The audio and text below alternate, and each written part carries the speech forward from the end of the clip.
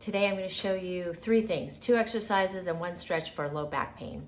So let's start with come down to the floor, hands and knees. You're going to reach the hands down through the floor, lifting up out of the shoulders, and send one arm forward.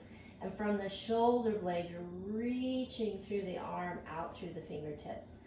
Then you're going to send the opposite leg back.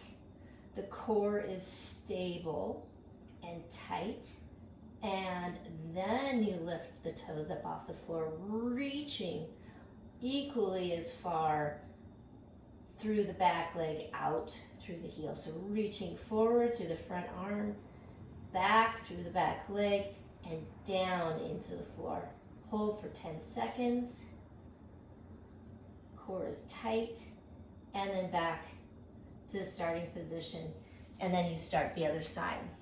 So second exercise, we're going to be down on the side for a side plank. And let's start in the first progression on the knees. You're going to reach again down through the shoulder into the forearm, and we're going to lift, first of all, lift and straighten the spine so that we have a nice long spine before we even get started. So reaching down through that arm into the forearm, and then press and lift the hips up and press and lift the hips forward. You're going to feel that on this side.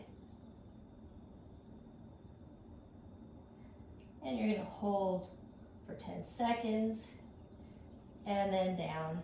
And if you want to progress that, if you're feeling stable in that particular position, you're going to lift again up through pressing into the forearm, lifting the hips up, pressing the hips forward, straighten the top leg, foot on the floor, back leg into a split position, and again you're pressing the hips forward, and you'll feel that on that lower side area. Okay, and then down. Hold that for 10 seconds, and you'll repeat to the other side. Third thing, you're going to grab your chair or anything to sit on, and we'll do a little stretch.